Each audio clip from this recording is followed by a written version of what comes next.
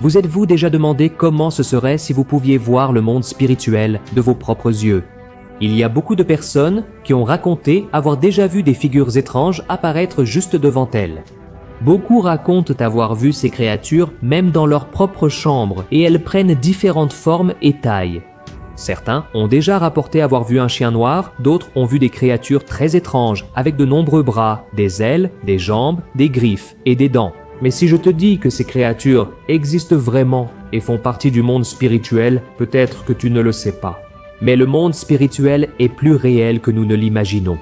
Dans la vidéo d'aujourd'hui, je vais te montrer comment ce serait d'ouvrir les yeux et de voir le monde spirituel autour de toi.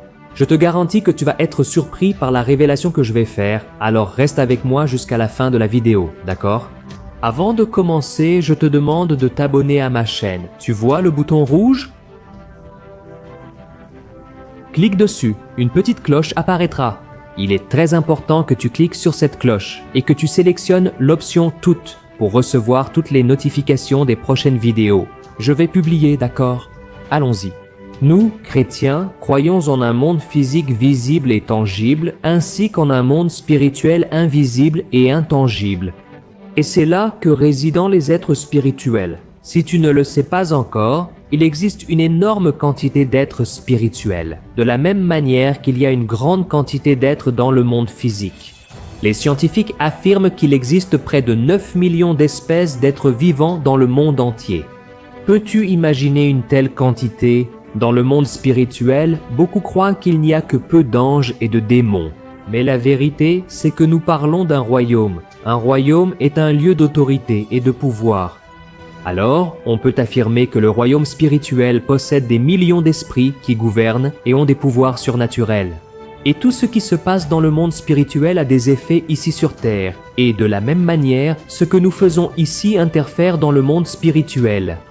Beaucoup de gens voient le monde spirituel comme effrayant et terrible. Elles imaginent des bêtes et des créatures étranges marchant et courant partout. Mais saviez-vous que le monde spirituel se trouve juste devant vous? Je sais que cette vérité peut effrayer, mais c'est une réalité que nous ne pouvons pas faire semblant d'ignorer. La Bible elle-même nous enseigne cela. Regarde ce qui est écrit dans Éphésiens, chapitre 6, verset 12. Notre lutte n'est pas contre des personnes, mais contre les pouvoirs et les autorités, contre les dominateurs de ce monde de ténèbres, contre les forces spirituelles du mal. Dans les régions célestes, la Bible nous révèle qu'il existe des catégories de pouvoir et d'autorité dans le monde spirituel. Cela signifie que tant les anges que les démons portent des titres de prince et de puissance, qui sont des titres donnés en fonction de leur rôle. Certains ont des pouvoirs supérieurs à d'autres. D'autres ont des pouvoirs inférieurs à d'autres. Et la première autorité maléfique que nous pouvons trouver dans la Bible est révélée dans le Nouveau Testament et s'appelle Béelzébuth, le prince des démons. La Bible raconte que, lorsque Jésus accomplissait des miracles et que les personnes autour de lui ne croyaient pas qu'il pouvait faire cela par lui-même, les gens ont commencé à dire que Jésus utilisait les pouvoirs du démon. Béelzébuth est un autre nom donné à Satan, mais ce nom peut aussi être trouvé comme Belzébuth, connu. Baal-Zébub, le dieu d'Écron, est une ville située au sud-ouest de Canaan. Et les théologiens affirment que Baal-Zébub serait un démon à la tête de cette ville, qui possède des pouvoirs de guérison. Cela est révélé dans le livre de 2 Rois, chapitre 1, lorsque Asakias a tenté de communiquer avec ce démon afin d'être guéri de ses blessures. Certains théologiens pensent que Baal-Zébub signifie que ce démon est le seigneur des mouches ou le seigneur du fumier. L'apparence de ce démon, donc, serait celle d'une mouche. Il semble trop simple de penser qu'un démon adopterait l'identité d'une mouche pour apparaître dans ce monde physique. Mais cette idée ne semble pas non plus impossible puisqu'il est peu probable qu'une mouche effraie qui que ce soit. Et s'il y a bien une chose que l'ennemi veut, c'est s'approcher de nous, même sans que nous le sachions. Un autre prince des démons mentionné dans la Bible apparaît dans le livre de Daniel. Daniel était un homme très consacré qui priait beaucoup Dieu, et le Seigneur envoyait la réponse à travers des anges. Et une fois, l'ange qui apportait les réponses de Dieu a été empêché par le démon, qui portait le titre de prince de Perse. Regardez ce qui est écrit, le prince du royaume de Perse m'a résisté pendant 21 jours. Alors Michel, l'un des princes suprêmes, est venu à mon aide, car j'avais été empêché de continuer là-bas avec les rois de Perse. Dans ce passage de la Bible, il est très clair que les anges et les démons sont en lutte constante les uns contre les autres. Et nous aussi, lorsque nous prions, nous nous retrouvons face à face avec l'ennemi qui essaie d'empêcher les réponses de Dieu de nous parvenir. C'est pourquoi il est si important que nous persévérions dans la prière. Et il existe une autre catégorie de démons qui portent le titre de roi. La Bible nous a avertis au sujet du règne des ténèbres, des gouvernements et des autorités spirituelles du malin. Ils contrôlent non seulement ce qui se passe dans le monde spirituel, mais aussi dans le monde physique. Ces créatures démoniaques utilisent toujours des personnes qui sont éloignées de Dieu, qui ouvrent des portes à travers leurs péchés et qui éloignent aussi les autres de Dieu. Mais la bonne nouvelle, c'est que si nous avons Jésus comme notre Seigneur et Sauveur, nous sommes du côté du vainqueur. Et la Bible dit, dans Romains chapitre 8, qu'il n'y a rien dans ce monde, ni les puissances, ni les autorités démoniaques, qui pourront nous séparer de l'amour de Dieu. Je sais que tu peux être effrayé par ces descriptions de démons, mais je veux te dire que tout comme il existe un règne du mal, il existe aussi un règne d'anges. Et l'un de ces anges s'appelle Séraphin. Le Séraphin est un ange de Dieu et il est cité plusieurs fois dans la Bible. Regarde ce qui est écrit dans Isaïe, chapitre 6, verset 2. Au-dessus de lui se tenaient bon des séraphins. Chacun d'eux avait 6 ailes. Avec 2, ils couvraient de leur visage. Avec 2, ils couvraient leurs pieds. Et avec 2, ils volaient. Et un autre type d'ange décrit dans la Bible est l'ange chérubin. Généralement, ces anges ont pour fonction de garder et de protéger. Et, selon la Bible, les chérubins sont connus pour être des anges gardiens.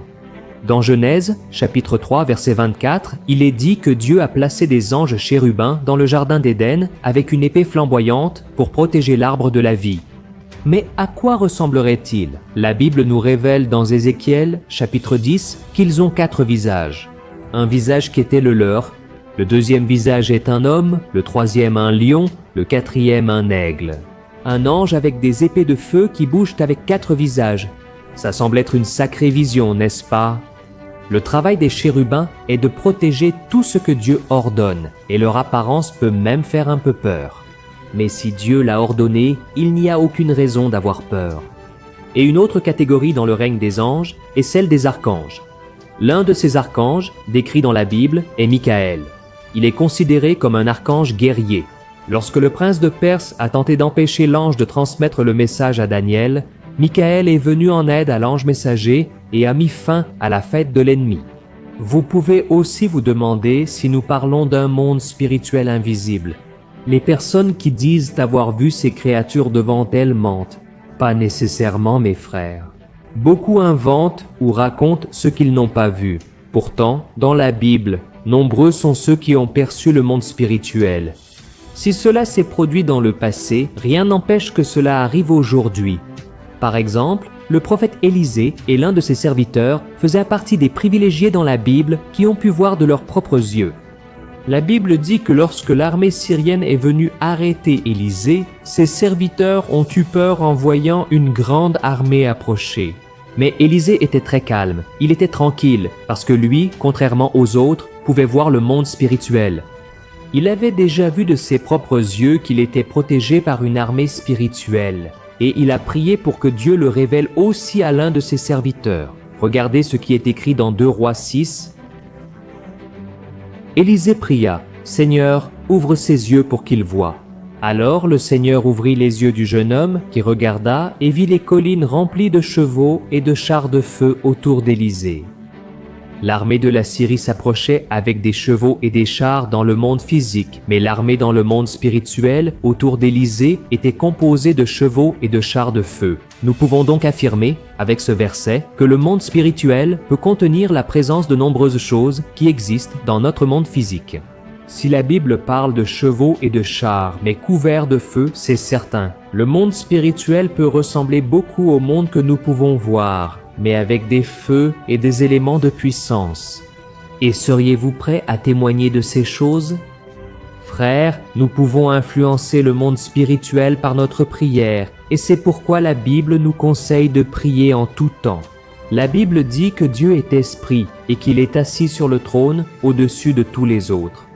Mais elle dit aussi que Dieu est avec ceux qui ont un cœur brisé, un cœur repentant.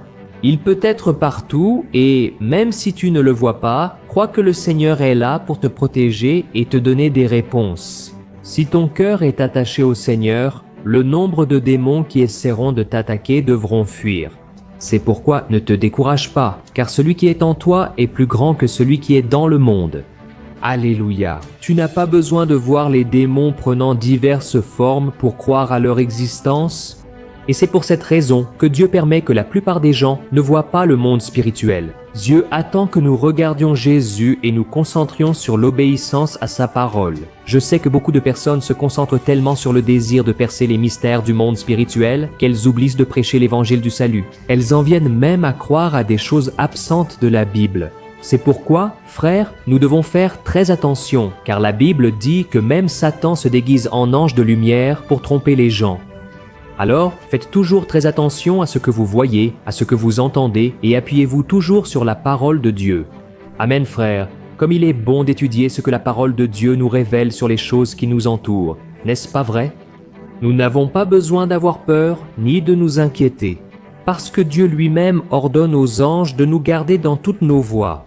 Comme il est écrit dans le psaume 91, « Amen, je suis le pasteur Antoine Junior. » Si cette vidéo vous a plu, partagez-la avec vos proches et abonnez-vous à ma chaîne. Que Dieu te bénisse et à la prochaine vidéo.